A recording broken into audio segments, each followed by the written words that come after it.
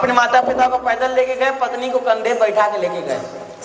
काशी गए, एक ब्राह्मण देवता के घर में, ब्राह्मण देवता के घर में गए, वहां अतिथि के रूप में थे। सुबह सुबह देखते 4 बजे भोर में दिव्य दिव्य वस्त्र पहनकर दिव्य दिव्य देवी देवता वहां सेवा कर रहे। कोई पानी भर रहा है, कोई झाड़ू लगा रहा है, कोई भोजन बना, सुबह भोजन बना दिया। सब काम करके लोग जाने लगे। ऐसे कई दिन हुआ महाराज। एक दिन उन्होंने पूछा देवी देवता, आप लोग कौन हैं, आप यहाँ सेवा करने कैसे आए? कहा हम लोग, कोई कहा गंगा है, कोई कहा कावेरी है, कोई कहा सतलज है, कोई कहा सिंधु है, कोई कहा नर्मदा है, अच्छा कोई यमुना। आप इनके घर में सेवा करें, ये क्या देते होंगे आप लोगों को? कहा ये भक्त का घर इतना पवित्र है माता पिता की भक्ति करने के कारण कि हम लोग सेवा करके इस भक्त का अपने आप को मानते हैं कि हमारा जीवन धन्य हो गया। भाई माता पिता बड़े भक्ति करनी चाहिए हम सबको माता पिता की। हाथ जोड़ के कहते हैं कि मैं अपने माता इन भक्त के चरण रस से हम लोग पवित्र हो गए। गंगा मैं डेली सेवा करने आती हूँ और सेवा कर करके अपने आप को पवित्रता का अनुभव करती हूँ।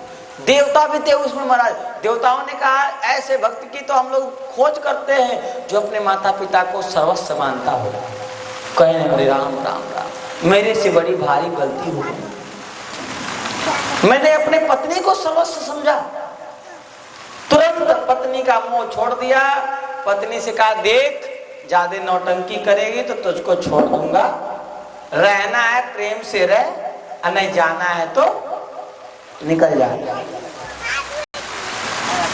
दूसरा विवाह कर लेंगे चलेगा, पर तुम्हारे लिए माता पिता को मैं छोड़ूंगा नहीं। ध्यान दो, माता पिता को कंधे में बैठा कर लाए। का अब हमको तीर्थ करने की आवश्यकता नहीं है। दिन रात माता पिता के सेवा में, पानी से, भोजन से, एक A to Z व्यवस्था में माता पिता के सेवा में लग गए महाराज। उनका दिन भी पता न चलता सेवा करते करते, रात भी नहीं पता चलता, क्योंकि सेवक सो जो करे सेवकाई, सेवक को सेवा करना चाहिए। और सेवक वही बन सकता है जो दुख को उठा सकता है। सुख की इच्छा रखने वाला कभी सेवा नहीं कर सकता है।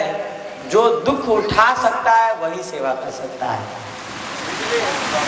क्योंकि सेवक सुख च मान भिकारी, व्यसननि व्यसननि धन च शुभ गति विचारी। सेवक को सुख नहीं मिलता है शरीर से। व्यसनी जो होता है, व्यसनी जानते हैं?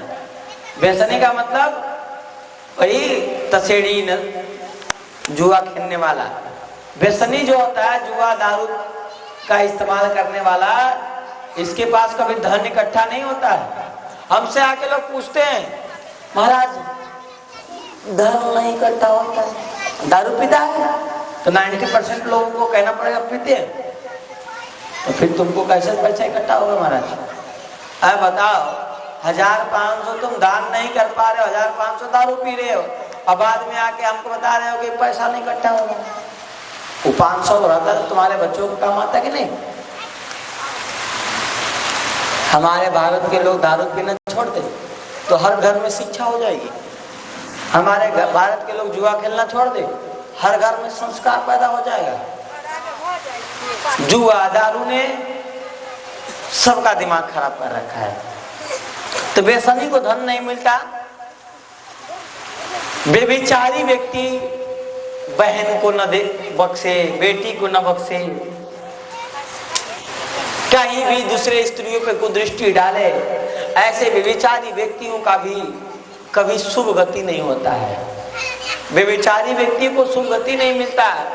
व्यसनी को कभी धन नहीं मिलता है, मिलेगा तो खत्म हो जाएगा। मान लो तुम्हारे पास धन नहीं था, आ गया, तुम दारू पीने लगे, तो एक पीढ़ी में नहीं तो दूसरे पीढ़ी में वो धन नष्ट हो जाएगा। एक दिन ईडी आएगी, एक दिन टैक्स वाले आएंगे, छापा मारेंगे, घर में से नोट का बंडल निकाल निकाल कर ले जाएंगे, और नहीं तो तुमको जेल में भी डाल देंगे कि तुमने इतना पैसा क्यों चुराया था। होता है कि नहीं? आप लोग आए दिन न्यूज देखते हैं, ज्यादा धन भी गले का फांसी है, इसलिए हिसाब किताब भर हो तो चलेगा। आगे चलते हैं महाराज। यहाँ पे स्वयं देवहूति को लेकर मनु जी और शत्रुपा जी आते हैं और शादी कर देते हैं। शादी कहना तो नहीं, विवाह, पाणिग्रहण संस्कार, पाणिग्रहण संस्कार कर देते हैं। पाणिग्रहण संस्कार देखो कैसा होता है ऋषि का। ब्रह्म ऋषि हो, कुछ नहीं हो, ब्राह्मण हो, कुछ नहीं हो, तो उसको पान सुपारी से संकल्प कराकर लड़की दे दिया जाता है। ये ब्राह्मणों का विवाह होता है, इसको ब्राह्म विवाह कहते हैं। इसमें खर्चा नहीं होता है।